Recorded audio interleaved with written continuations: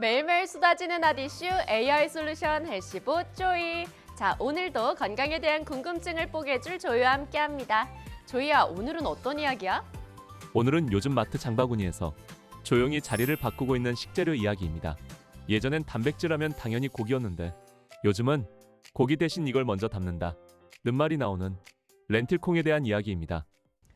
확실히 예전이랑 분위기가 좀 달라진 건 느껴지거든?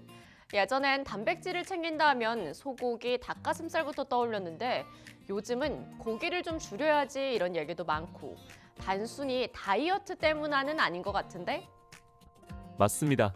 요즘 고기를 줄이려는 흐름은 단순한 체중 관리 차원을 넘어서 대사 건강, 혈관 건강, 소화 부담까지 함께 고려하는 쪽으로 바뀌고 있습니다. 특히 중장년층이나 시니어층에서는 단백질은 필요하지만 고기를 먹고 나면 속이 불편하다 이런 경험을 많이 하시거든요. 근데 솔직히 말하면 이 렌틸콩은 예전에 그렇게 익숙한 식재료는 아니었잖아. 갑자기 왜 이렇게 주목을 받는 거야? 이유는 굉장히 단순합니다. 영양 성분을 숫자로 보면 설득력이 생기기 때문입니다. 렌틸콩은 마른 기준 100g당 약 23에서 25g 정도의 단백질을 함유하고 있습니다. 이 수치는 일반적인 소고기 단백질 함량과 비교해도 크게 뒤지지 않는 수준입니다.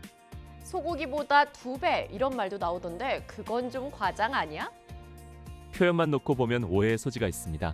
다만 조리 전 기준 지방을 제외한 단백질 비율만 보면 렌틸콩이 상당히 높은 편인 건 사실입니다. 그래서 고기 못지않다 정도로 이해하시는 게 정확합니다. 그런데 단백질은 양만 많다고 다 좋은 건 아니잖아. 질도 중요하다는 얘기를 많이 하거든. 맞습니다. 단백질의 질을 이야기할 때 가장 중요한 기준이 아미노산 구성입니다. 렌틸콩은 식물성 단백질임에도 필수 아미노산 구성이 비교적 균형 잡혀 있습니다. 물론 완전 단백질이라고 보긴 어렵지만 곡류와 함께 섭취하면 부족한 아미노산을 충분히 보완할 수 있습니다. 그래서 잡곡밥이나 밥에 섞어 먹는 방식이 영양학적으로도 꽤 합리적인 선택입니다. 고기 대신 렌틸콩을 고르는 사람들 얘기를 들어보면 속이 편하다는 말이 많더라고. 그게 렌틸콩의 큰 장점 중 하나입니다. 렌틸콩은 포화지방이 거의 없고 콜레스테롤도 없습니다. 반면 고기는 단백질 공급원으로 훌륭하지만 섭취량이 많아질 경우 소화 부담이나 혈중 지질 관리 측면에서 주의가 필요한 경우도 있습니다. 같은 단백질이라도 몸에 남기는 부담의 무게가 다르다고 보시면 됩니다.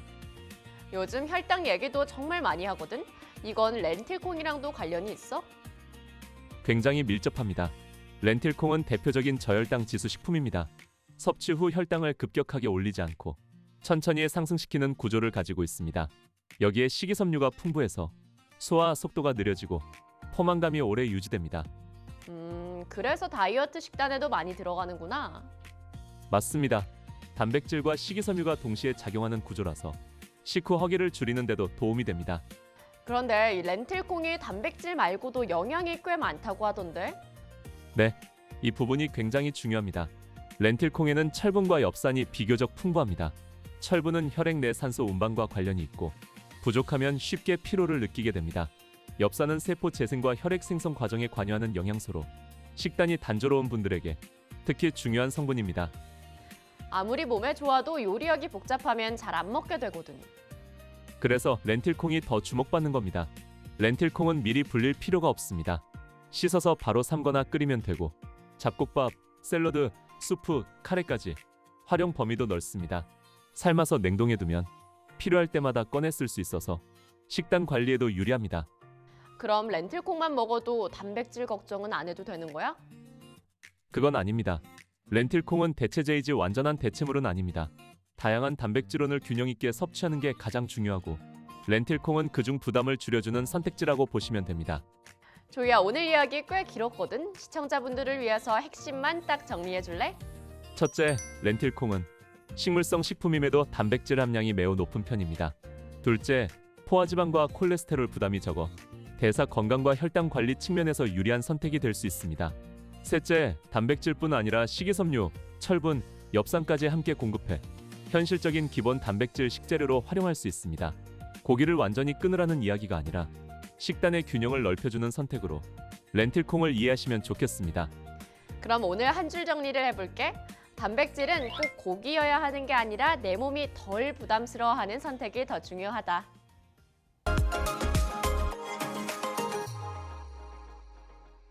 매일매일 쏟아지는 아디슈 AI 솔루션 해시보 조이. 조이야, 오늘 주제 제목부터가 좀 세거든. 완치자들이 가장 먼저 끄는 음식이라니. 괜히 시청자분들 겁부터 나지 않을까 걱정도 되거든. 그렇게 느끼실 수 있습니다. 그래서 저는 이 주제를 무서운 암 이야기가 아니라 췌장이 어떤 상황에서 가장 힘들어하는지를 이해하는 이야기로 보셨으면 좋겠습니다. 완치자들이 끊었다는 표현도 사실은 특정 음식을 악마화하려는 게 아니라 췌장에 부담을 주는 공통 패턴이 있었다는 경험적 사실을 정리한 것에 가깝습니다. 췌장은 항상 침묵의 장기라고 하거든. 왜 이렇게 문제가 생겨도 사람들한테 말을 안 해주는 걸까? 췌장은 구조적으로 아프다는 신호를 적극적으로 보내는 장기가 아닙니다. 위나 장은 점막이 예민해서 자극이 오면 바로 통증이나 불편함으로 반응하지만 췌장은 그렇지 않습니다. 췌장은 묵묵히 일만 하다가 정말 한계에 다다랐을 때야 신호를 보내는 장기에 가깝습니다. 그래서 많은 분들이 진작 알았으면 식습관을 바꿨을 텐데 이런 말을 하게 되는 겁니다. 췌장은 말을 안 해서 괜찮은 게 아니라 말을 안 하니까 더 조심해야 하는 장기입니다. 그런데 기사 보면 다들 공통적으로 약보다는 음식부터 바꿨다는 말을 하더라고. 근데 그게 정말 체감이 큰가? 네, 그럴 수밖에 없습니다. 왜냐하면 췌장은 우리가 먹는 순간마다 바로 반응하는 장기이기 때문입니다. 약은 하루에 한두 번이지만 음식은 하루에 3번, 간식까지 포함하면 더 많습니다. 즉, 췌장은 하루에도 여러 번 시험대에 오르는 장기입니다. 그래서 췌장에 문제가 있었던 분들은 이건 먹자마자 몸이 반응한다. 이건 먹고 나면 확실히 다르다. 이런 걸 굉장히 민감하게 느끼게 됩니다. 이건 의지가 약해서가 아니라 몸이 먼저 이건 힘들다 고 알려주는 겁니다. 3위가 탄산음료였어. 근데 이건 사실 예상을 좀 했거든. 그래도 왜 이렇게까지 부담이 되는 거야? 탄산음료의 핵심 문제는 액체 상태의 당입니다. 고형 음식은 쉽고 소화되는 과정이 있지만 탄산음료는 마시는 순간 당이 빠르게 흡수됩니다. 그만큼 췌장은 순간적으로 인슐린을 많이 분비해야 합니다. 이 상황이 반복되면 췌장은 쉬는 시간 없이 계속 호출되는 상태가 됩니다. 탄산음료는 한 번의 큰 자극보다 자주 반복되는 과로가 더 문제입니다. 그런데 솔직히 2위가 국물이라는 건 좀 놀랐어. 국은 왠지 몸에 좀 좋을 것 같잖아. 여기서 오해가 많이 생깁니다. 국 자체가 나쁜 게 아니라 짠 국물을 매일 마시는 습관이 문제입니다. 나트륨 섭취가 많아지면 전신 염증 반응이 높아질 수 있고 췌장이 약해진 상태에서는 이런 염증 환경이 회복을 방해할 수 있습니다. 실제로 완치자들의 이야기를 보면 국을 끊었다, 기보다 국물을 거의 안 마시게 됐다 는 표현이 많습니다. 췌장은 자극적인 맛보다 매일 반복되는 자극에 더 크게 반응합니다. 1위는 튀김 밀가루 음식이었거든. 이건 정말 다들 너무 좋아하는 음식이라서 충격적일 수도 있겠다 싶었어. 맞습니다. 하지만 췌장 입장에서 보면 이 조합은 정말 힘든 구조입니다. 튀김은 기름 소화를 위해 많은 소화 효소를 필요로 합니다. 동시에 밀가루는 혈당을 빠르게 올려 인슐린 분비를 급하게 요구합니다. 즉, 췌장은 두 개의 큰 일을 동시에 떠안는 상황에 놓입니다. 먹고 나면 몸이 무겁다 는 느낌은 기분 문제가 아니라 췌장이 과부하를 겪고 있다는 신호일 수 있습니다. 그럼 반대로 췌장이 좋아하는 음식 기준은 뭐야? 저는 이렇게 정리하고 싶습니다. 췌장이 좋아하는 음식은 착한 음식이 아니라 덜 일해도 되는 음식입니다. 기름기 적고 자극이 약하고 천천히 소화되는 음식. 이 세 가지가 공통점입니다. 그래서 췌장 식단의 핵심은 특별한 보양식이 아니라 조리법과 습관입니다. 조이야, 오늘 이야기 정말 많고 유익했거든. 핵심만 한번 정리해 줄래? 네, 정리해드리겠습니다. 첫째, 췌장은 아파도 쉽게 신호를 보내지 않는 장기입니다. 둘째, 탄산음료 짠 국물 튀긴 밀가루 음식은 췌장에 반복적인 과로를 주는 공통점이 있습니다. 셋째, 췌장을 지키는 가장 현실적인 방법은 무언가를 더 먹는 것이 아니라 몸이 먼저 거부하는 습관부터 줄이는 것입니다. 췌장은 조용하지만 우리가 매일 선택하는 음식을 가장 정직하게 기억합니다. 그럼 오늘의 한 줄 정리. 췌장은 말이 없을 뿐 우리가 뭘 먹는지 다 기억하고 있다.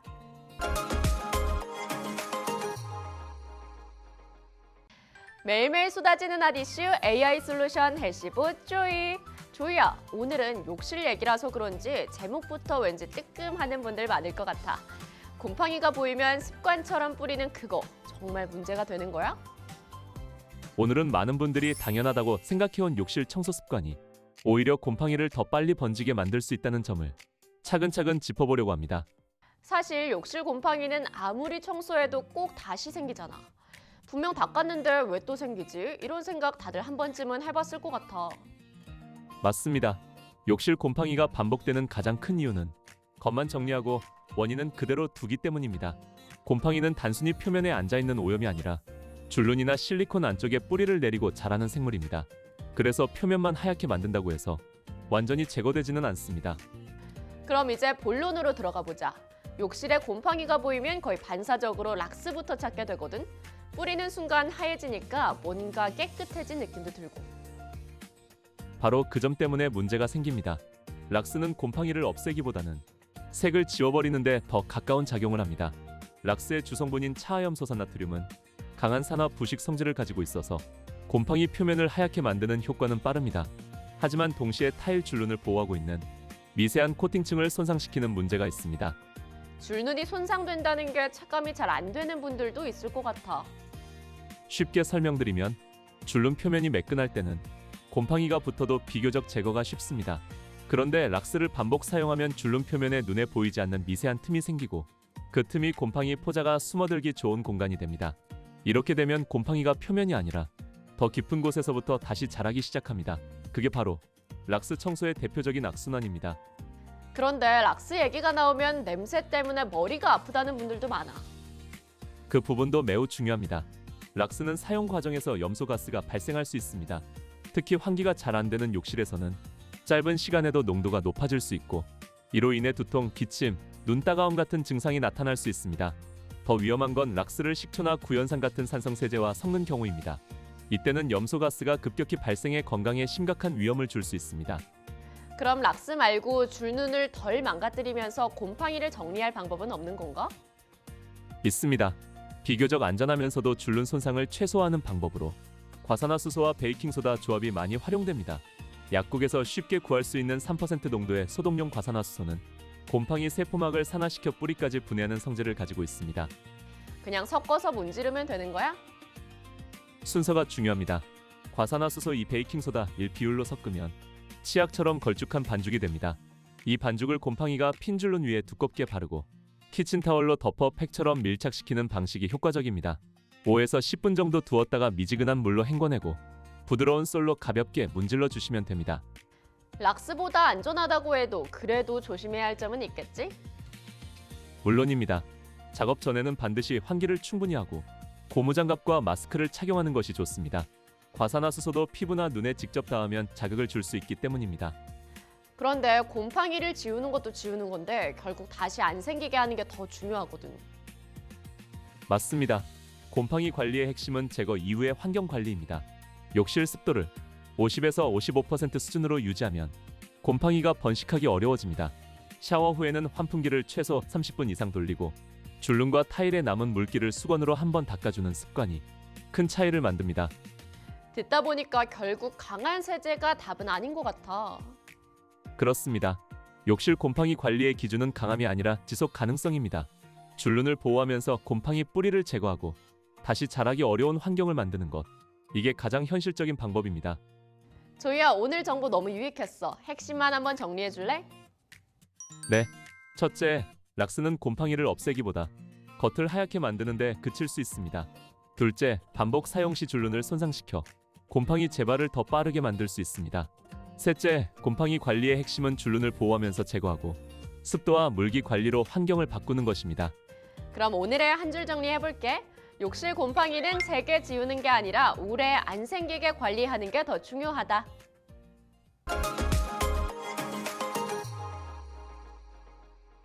매일매일 쏟아지는 핫 이슈 AI 솔루션 해시보 조이.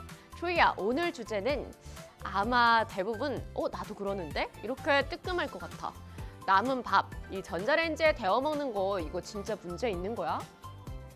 오늘은 정말 많은 가정에서 습관처럼 반복하고 있는 행동 하나가 생각보다 식중독 위험을 키울 수 있다는 점을 차근차근 짚어보려고 합니다. 솔직히 밥 남으면 전자레인지 말고 다른 방법 잘 안 쓰잖아. 몇 분만 돌리면 뜨끈뜨끈해지니까 별 문제 없다고 생각하기 쉬운데. 맞습니다. 겉으로 보면 뜨거워졌기 때문에 괜찮겠지 라고 생각하기 쉽습니다. 하지만 문제는 겉과 속의 온도 차이입니다. 전자레인지는 음식 전체를 균일하게 가열하는 구조가 아니라 부분적으로 가열되는 특성이 있습니다. 그래서 밥가장자리는 뜨거워도 중심부는 미지근한 상태로 남는 경우가 많습니다. 그럼 손으로 만져봤을 때 뜨겁다고 느껴져도 안심하면 안 된다는 거네? 그렇습니다. 밥에서 문제되는 일부 세균은 충분히 높은 온도에서 오래 가열돼야 제거됩니다. 그런데 전자레인지로 짧게 데우면 이 조건을 충족하지 못하는 경우가 생깁니다. 더 중요한 점은 일부 세균은 열에 강한 독소를 만들어낸다는 것입니다. 이 독소는 다시 데운다고 해서 사라지지 않습니다. 그럼 데워 먹는 게 아니라 이미 위험해진 상태일 수도 있다는 거네. 네, 그래서 한 번 더 데우면 괜찮겠지 라는 생각이 반드시 안전하다고 보기는 어렵습니다. 기사 보니까 전자레인지보다 더 중요한 게 상온에 둔 시간이라고 하던데? 사실 재가열 방법보다 더 중요한 게 보관 과정입니다. 밥은 조리 후 시간이 지날수록 세균이 증식하기 쉬운 음식입니다. 특히 상온에 2시간 이상 놓이면 세균 수가 빠르게 증가할 수 있습니다. 기온이 높은 계절에는 이 시간이 더 짧아질 수 있습니다. 잠깐 식탁에 놔뒀다가 나중에 데워 먹는 경우도 많은데 그 잠깐이 위험을 키우는 구간이 될 수 있습니다. 그럼 전자레인지가 특히 더 위험하다고 하는 이유는 뭐야? 전자레인지는 음식 속 수분을 진동시켜 가열하는 방식이라 열이 고르게 전달되지 않는 구조입니다. 밥처럼 덩어리가 있는 음식은 중심부까지 열이 도달하기 어렵고 이로 인해 세균이 살아남을 가능성이 높아집니다. 특히 한 공기 정도의 소량이라도 뭉쳐있으면 위험은 충분히 생길 수 있습니다. 그럼 남은 밥을 데울 때 제일 안전한 방법이 뭔데? 상대적으로 안전한 방법은 찜기나 냄비를 이용하는 방식입니다. 뜨거운 증기는 밥 전체에 고르게 퍼지면서 중심부까지 온도를 균일하게 올려줍니다. 이 과정에서 세균 사멸 효과도 높아지고 밥이 마르지 않아 식감도 함께 회복되는 장점이 있습니다. 그런데 이렇게 들으니까 데우는 방법보다 애초에 보관법이 더 중요해 보이는데? 정확합니다. 찬밥 관리의 핵심은 얼마나 빨리 어떻게 보관하느냐입니다. 밥은 조리 후 가능한 한 빨리 식혀서 한 끼 분량씩 나누어 밀폐 용기에 담아 냉장 보관하는 것이 기본입니다. 더운 계절에는 1시간 이내 냉장 보관이 권장됩니다. 그럼 이건 정말 하지 말아야겠다 하는 습관도 있어? 네, 한 번 데운 밥을 다시 식혀서 보관하는 습관은 식중독 위험을 크게 높입니다. 이미 세균이나 독소가 생성된 밥은 어떤 방식으로 다시 데워도 안전해지지 않을 수 있습니다. 냄새가 나거나 보관 기간이 길어진 밥은 아깝더라도 폐기하는 것이 맞습니다. 사실 이게 제일 어려워. 아까워서 한 번 더 먹게 되잖아. 맞습니다. 하지만 식중독은 한 끼를 아끼려다 며칠을 고생하게 만드는 경우가 많습니다. 특히 아이나 노약자가 있는 가정에서는 더 주의가 필요합니다. 조이야, 오늘도 생활 정보 정말 많았거든? 시청자분들을 위해서 핵심 한번 정리해줄래? 네, 첫째, 전자레인지 재가열은 밥을 균일하게 데우지 못할 수 있습니다. 둘째, 상온에 둔 시간이 길수록 식중독 위험은 크게 증가합니다. 셋째, 찬밥 관리는 재가열보다 빠른 냉장 보관과 보관 습관이 가장 중요합니다. 그럼 오늘의 한 줄 정리해볼게. 남은 밥은 데우는 방법보다 어떻게 보관했는지가 안전을 좌우합니다.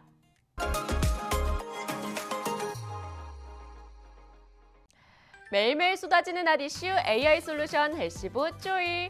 조이야, 오늘 주제 제목이 좀 묘해.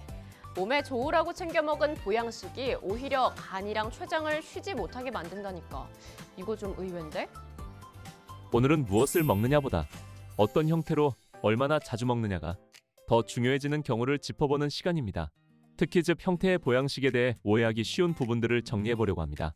생각을 해보면 양파즙이나 흑염소즙, 칡즙 같은 건 부모님 세대에서는 거의 건강식품처럼 여겨지잖아.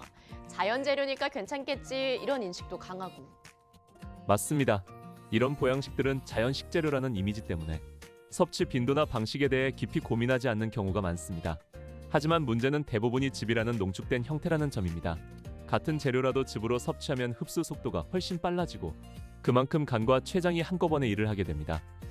흡수가 빠르면 좋은 거 아니야? 몸에 잘 들어간다는 뜻 같기도 한데. 상황에 따라 다릅니다.